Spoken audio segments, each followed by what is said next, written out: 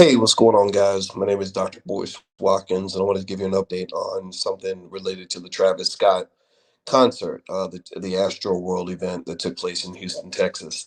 As you know, there have been a lot of lawsuits have been filed over Astroworld. Astroworld is going to cost Live Nation probably at least $1 billion, maybe more than that. Travis Scott, if he doesn't get released from these lawsuits, is going to lose pretty much everything he has. He better marry the Kardashians because that's the only way he's going to be able to survive financially after this is done. And what I just read was in the Wall Street Journal, and I'm going to open this article up, and it says that makers are now getting involved with Astroworld. Congress has summoned the CEO of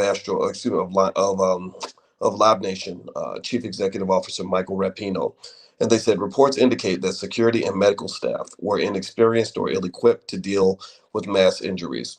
Some attendees stated that the placement of barricades made it difficult to escape. Experts have stated that Astroworld Festival organizers failed to heed warning signs. Live Nation said it's working with local authorities in their investigation, would also share information with the committee. They claim that, say, quote, safety is core to live events, and Live Nation encourages in detailed security planning and coordination with local stakeholders, including law enforcement, fire, and EMT officials, the company said. Last week, the Houston area medical examiner said that all 10 people who died at Astroworld were crushed until they could no longer breathe. All 10 of them. Attendees at the concert described a crushing crowd surge that caused people to pass out in the chaos. Police are investigating what went wrong. Travis Scott says he didn't hear any of the screams. Lots of lawsuits have been filed. I want to say it's up to about 2.7, $2.8 billion worth of lawsuits. So it looks like Travis Scott has a lot of problems in front of him. Live Nation has bigger problems. I think Live Nation has more money to deal with this. But and I wonder also there was a shooting at a Vegas concert, and I wonder if Live Nation was also a part of that shooting. That I don't know if y'all remember that mass shooting that happened with the concert in Vegas. But either way, though, I think that this Travis Scott thing is an interesting thing because it sounds to me like greed kind of took over, where you basically know you have a sold out event, so you say, "Hey, let's sell another 5,000 tickets. Let's sell another 10,000 tickets," and selling fewer tickets would have kept people safe. So ultimately, this is a scenario where they probably just said, "Man, we're making so much money, we're going to go ahead and just take some chances." And now you're seeing why that's not always a good idea. And really, in general, that's kind of what you're seeing in the stock market. A lot of people are leveraging, taking crazy chances, largely because they think that making money is so easy.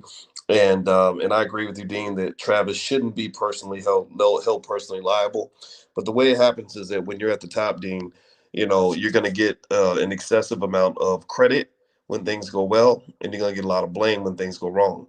So the thing is, even though Travis has always had a team, he's always had other people involved. But when people think about the Travis Scott brand, they think about Travis Scott. They're not thinking about, who his sound engineer is and who the drummer is and who the manager is and all that. They're talking about Travis, right? So that comes with the territory. Stephen Bledsoe, you said you have to buy insurance. Why you have insurance? That's true, and I imagine they probably did have some insurance. But at the same time, insurance typically, in many cases, assumes that you take all the necessary, reasonable actions to keep the situation secure.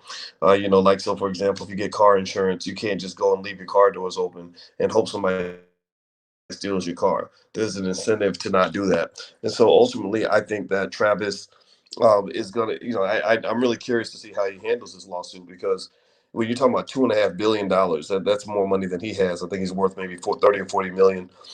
Then again, maybe he can make the money later. Maybe he goes bankrupt or whatever. I don't know what the game plan is, but one of the things that happens is when you get a lot of money, people drag you into lawsuits. So even Drake is included in this lawsuit, and I just really don't understand why Live Nation allowed greed to cause it to sell more tickets than they needed to sell, and also to not take precautions to keep people safe. Those are very bad moves, and that's kind of what I'm seeing with this. So anyway, that was just my thought. I was just sitting here in this late at night. I'm about to go to sleep, but I just wanted to share that with you guys, just to kind of give you the Dr. Boy's breakdown of what I'm seeing with all of this. So anyway, take care, and hey, Takesha, I see you. Have a good night, everybody. Hit the thumbs up button, share, subscribe on your way out. I'll talk to you guys soon. Take care. Peace.